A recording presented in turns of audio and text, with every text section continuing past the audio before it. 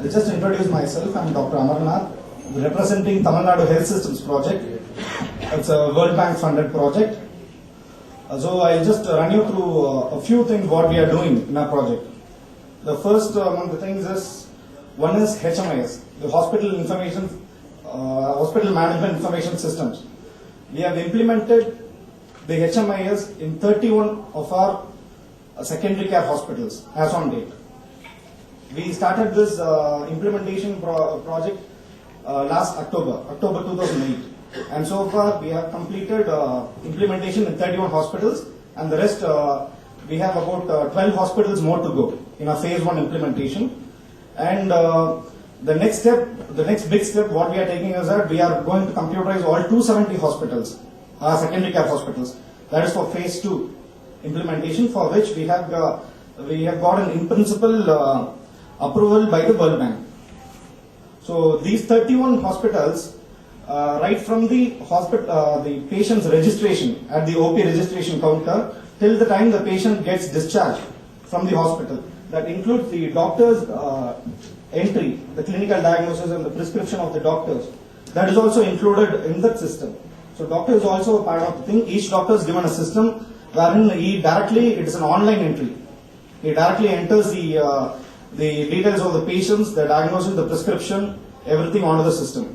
And also the pharmacy, the lab, the laboratory, everywhere it is just computerized and interlinked via a local area network. So that is the one part, and I'm just proud to tell you that our project has been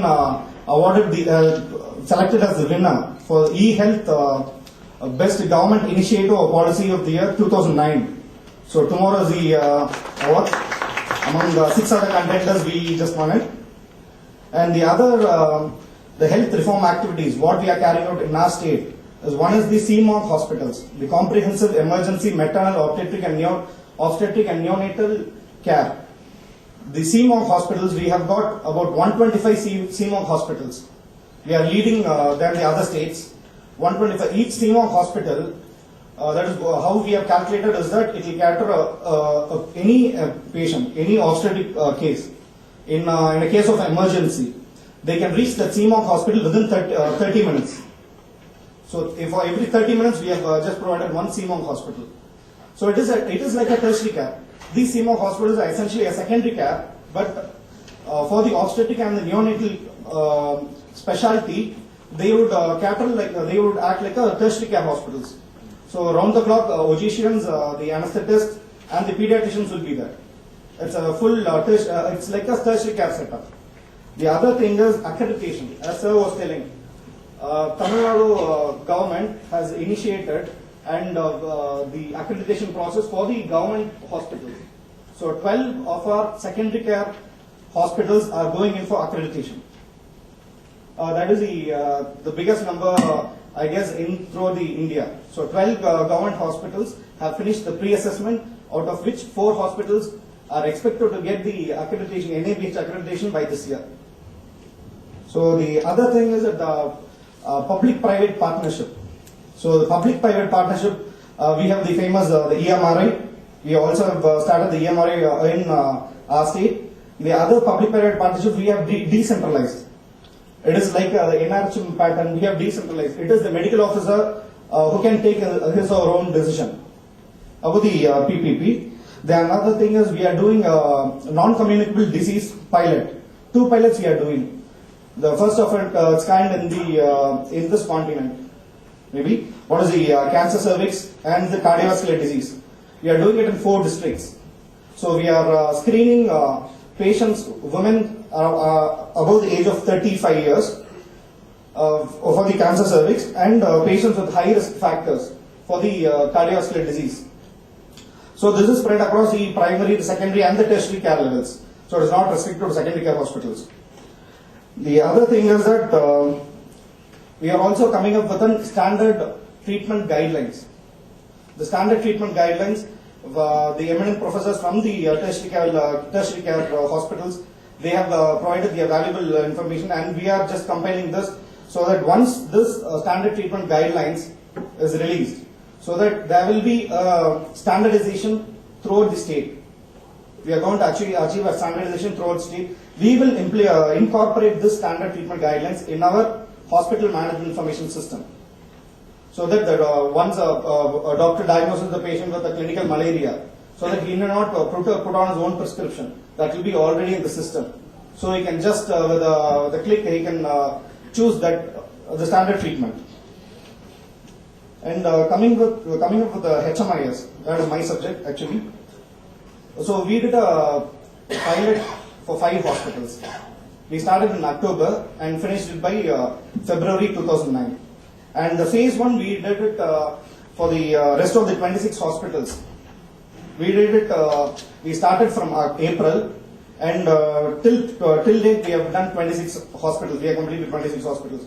And as my panelist rightly said, the majority of the resistance came from the doctors.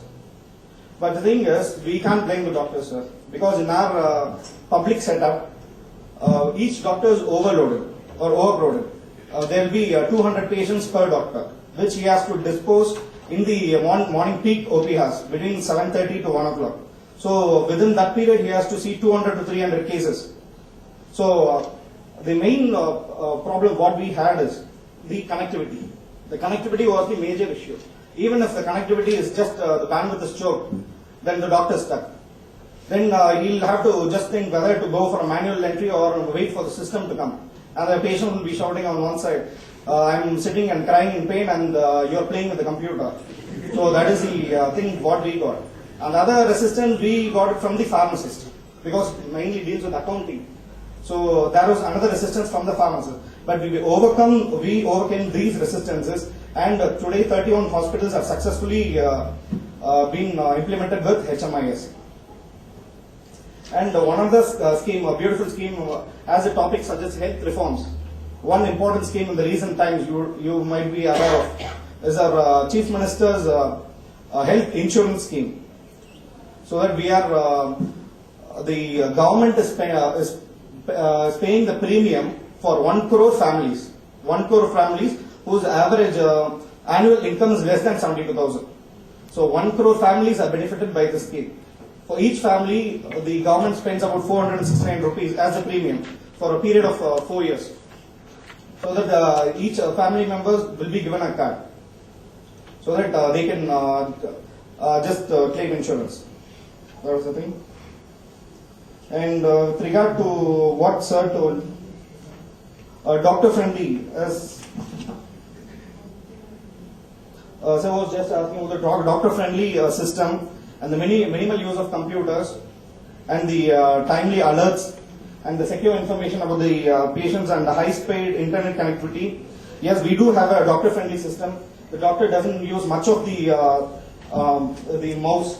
He just with a single tab, he just has to pick up 4 or 5 tabs and just use the down or upward buttons to choose between what's an LOV, sort of thing. So everything we have just put into the system. The common diagnosis, the ICD, and the common lab investigations, the common reference values, everything is into the system. When coming to the connectivity, so I was talking about the HMIS implementation to the primary healthcare PHCs. But the biggest disadvantage is that we don't have as far as my state is concerned, we don't have that reach, the connectivity doesn't reach there. There's no wired connectivity till the PHCs. But they do talk about the wireless connectivity, but you have to make a huge investment. Like say 1,50,000 for a PHC for a period of 1 year, just for the connectivity alone. How feasible is that? And what is the guarantee that the wireless connectivity persons, will they give 100% uptime? That is the second thing. And what is the safety for using the wireless connectivity within the hospitals? Does it interact with the equipments, the hospital equipments? That is one more thing which the IT persons have to give us solutions to. So that I just... Thank you.